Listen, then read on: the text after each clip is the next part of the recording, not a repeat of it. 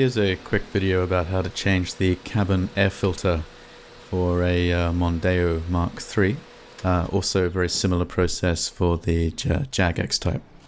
The cabin filters on these cars is located at the base of the windscreen underneath the cowling panel, and it's on the left hand side of the car for right hand drive cars and on the right hand side of left hand drive cars. For the Mondeo you're going to need a T30 torx driver bit in order to remove the 3 screws which are located on the cowling panel here.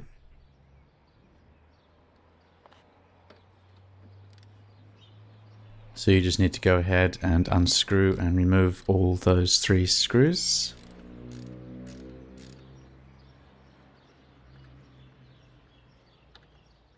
And now you can pull up the front edge of the cowling enough that you can look in and you'll see the old cabin filter.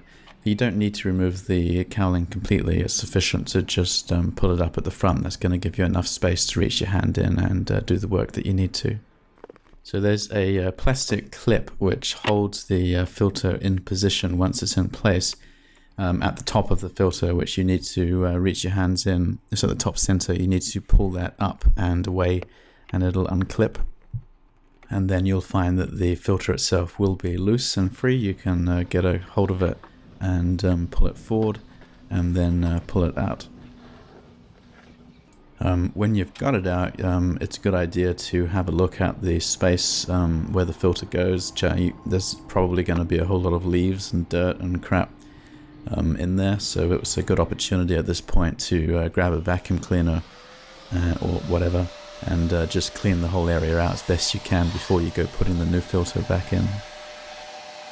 So here's the old filter. You can see straight away it's got a lot of crap jammed in it. Of course it's been doing its job. Both the Mondeo and the X-Type use the same size. It's this sort of long and thin size format. And when you buy the new filter, I recommend going for an activated carbon version. They're typically a little bit more expensive, but they filter out smaller particles from the air a lot better. So if you're bothered about replacing your cabin filter in the first place, I suggest that that's something that you might care about. And if we compare this new filter to the old one, the old filter is the same brand, by the way, so it started out life identical, the same color. So you can see again how it's done its job here. So time to replace the filter. Now if you look at the sides of it, it will be marked the directionality of the airflow. So it's important to pay attention to that. You don't want to put a filter in the wrong way around, otherwise it won't work properly, obviously.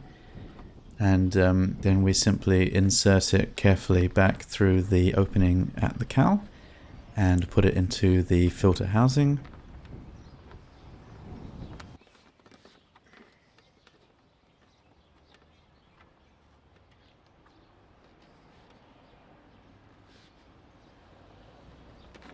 And then pull the plastic clip back into place so that it's held securely in location. And just make sure that the sides of the filter aren't distorted, that it hasn't been physically damaged in some way during the process of installing it, because they do tend to flex quite easily, and once they're bent, they tend to stay bent. So once we're happy that it's all correctly in place, we can, of course, just replace the cowling back into its position and screw it back down with the 3 torx screws. As I mentioned before, the Jag X-Type has, it doesn't use these torx screws. It has these sort of series of these plastic clips which you action with a screwdriver, but they're very self-explanatory, so I believe that this guide would be sufficient to show you the idea. Okay, so then that's it, we're done. At this point you'll have hopefully nice, clean, fresh air. Hope this was helpful for somebody out there.